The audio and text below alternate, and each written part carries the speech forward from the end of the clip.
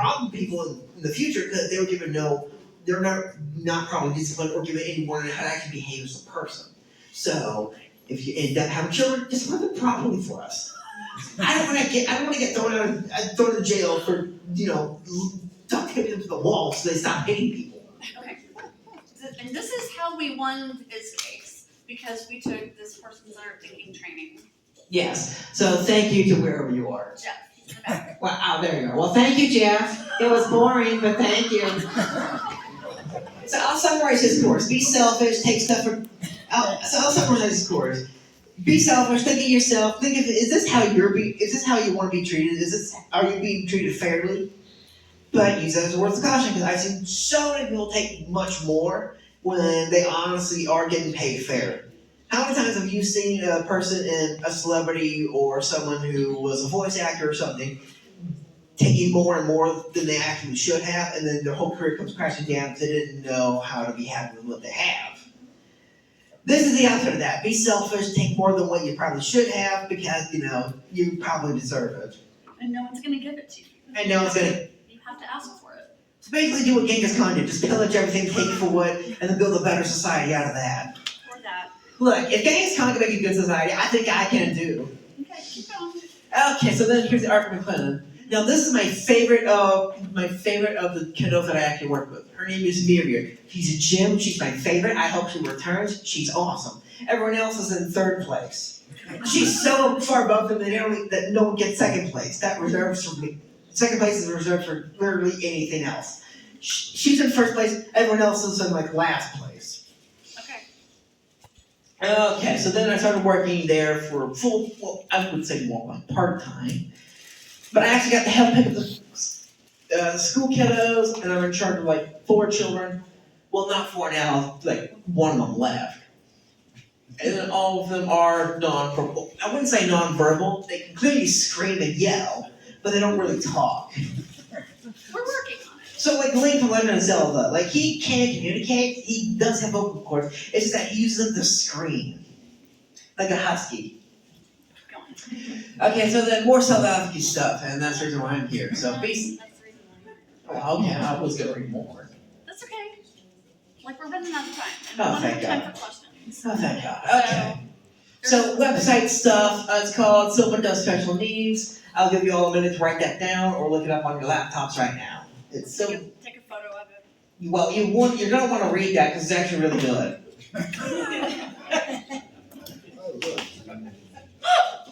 If you need a life hack for how to navigate life's nonsense, well, you can't find a better guide other than gun.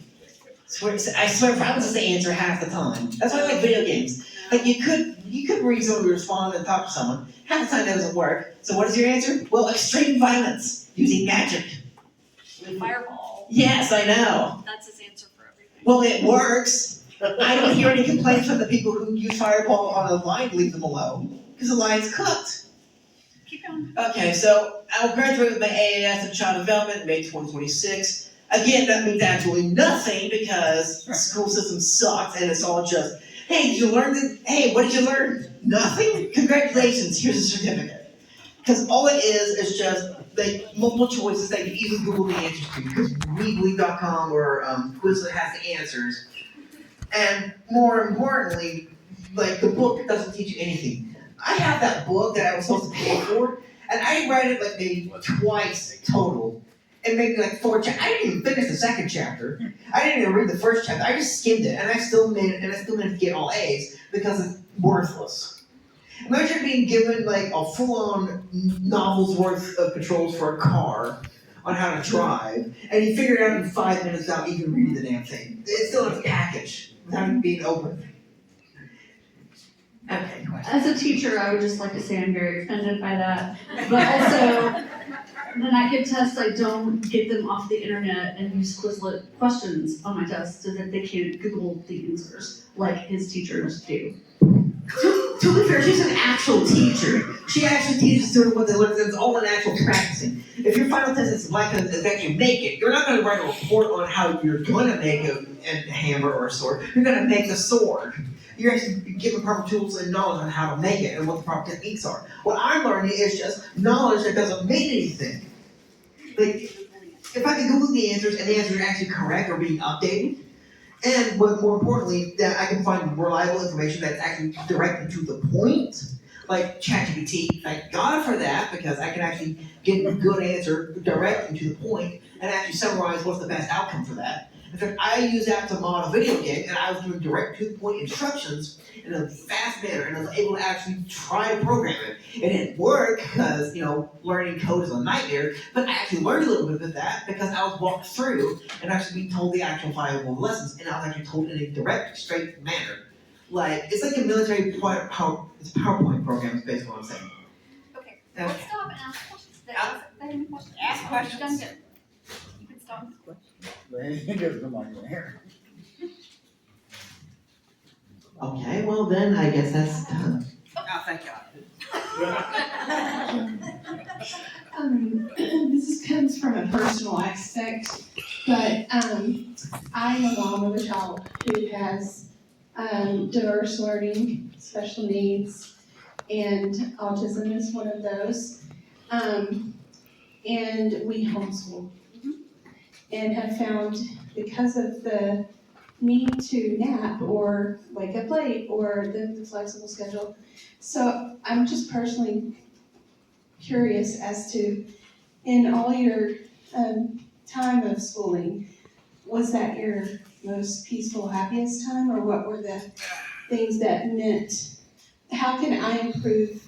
Because she's not going to go to school and she doesn't want to, but if you could offer me advice on how to make her experience better, I'd appreciate it.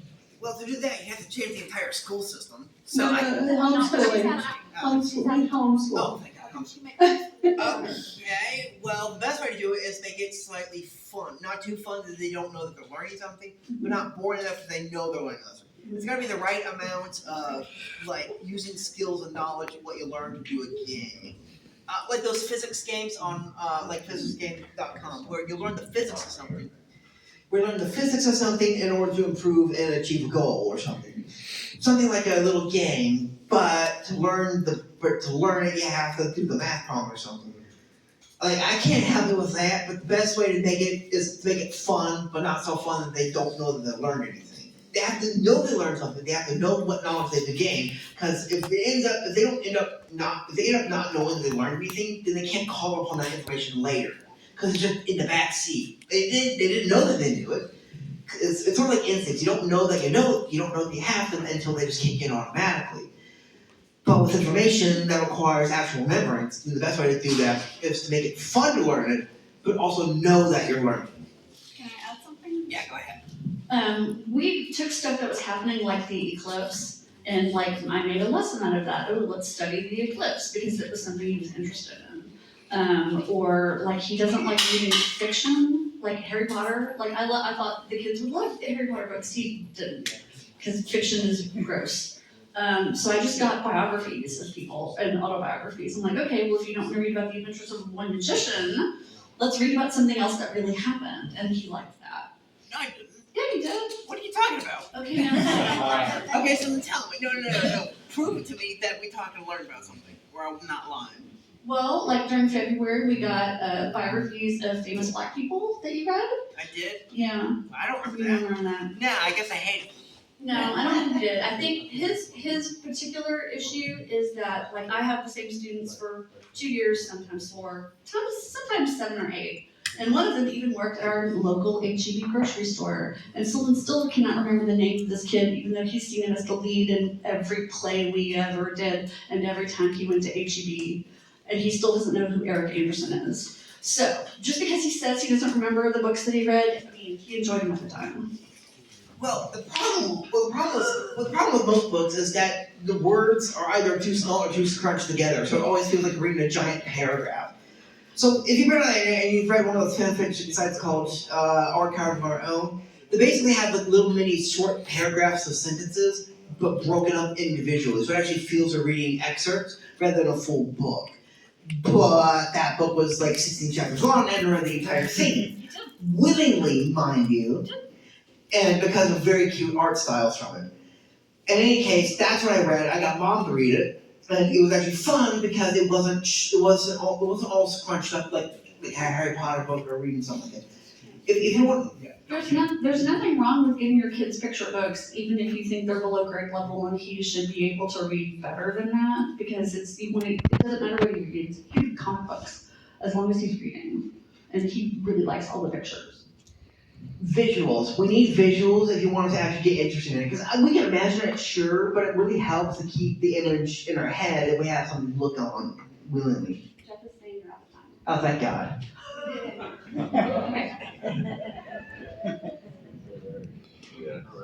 Thank you for your words, and some people may be a little uncomfortable, but you know what, I think that discomfort is what makes change. So I appreciate your voice here today, and please to Kathleen, kind of help guide us. Thank you very much.